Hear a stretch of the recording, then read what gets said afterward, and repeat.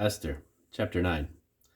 Now in the 12th month, that is the month Adar, on the 13th day of the same, when the king's commandment and his decree drew near to be put into execution, in the day that the enemies of the Jews hoped to have power over them, though it was turned out to the contrary, that the Jews had rule over them that hated them, the Jews gathered themselves together in their cities throughout all the provinces of the king Ahasuerus to lay hand on such as sought their hurt,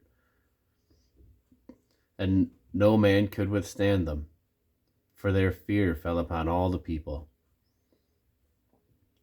And all of the rulers of the provinces, and the lieutenants, and the deputies, and the officers of the king helped the Jews, because the fear of Mordecai fell upon them. For Mordecai was great in the king's house, and his fame went out throughout all the provinces. For this man Mordecai waxed greater and greater. Thus the Jews smote all their enemies with the stroke of the sword, and slaughter, and destruction, and did what they would unto the man that hated them. And in Shushan the palace the Jews slew and destroyed 500 men.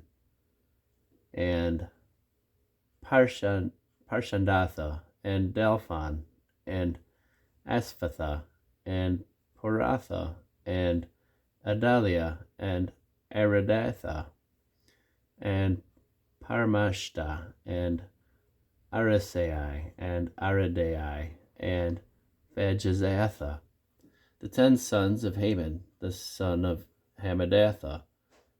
The enemy of the Jews slew they, but on spoil laid they not their hand.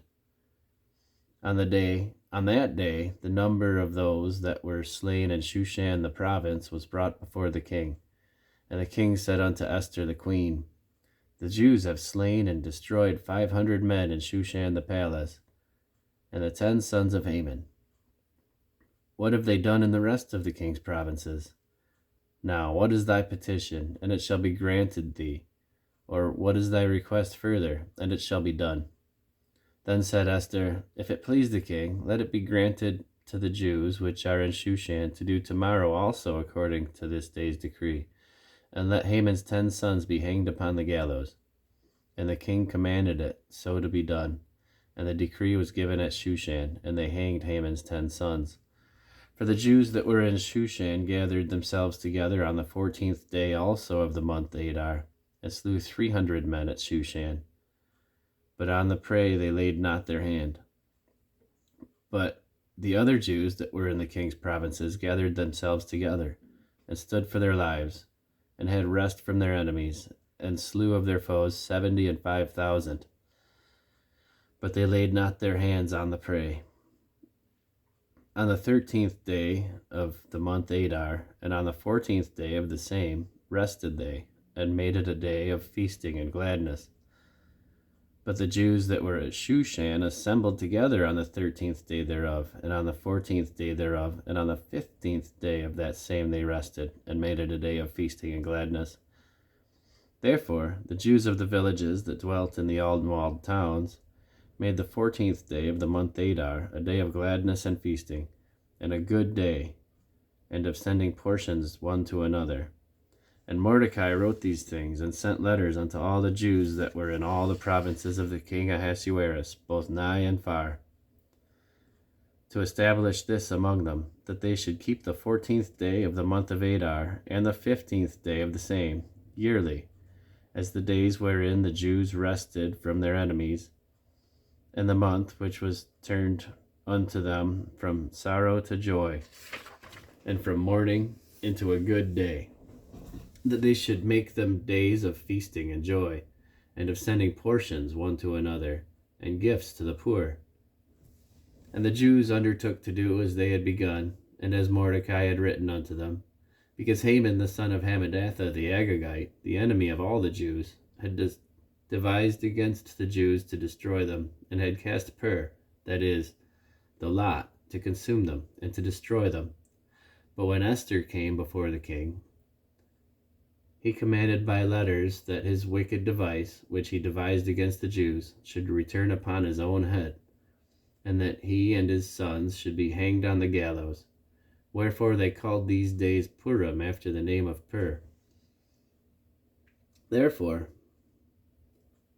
for all the words of this letter, and of that which they had seen concerning this matter, and which had come unto them, the Jews ordained and took upon them, and upon their seed, and upon all such as joined themselves unto them, so as it should not fail, that they would keep these 2 days according to their writing, and according to their appointed time every year.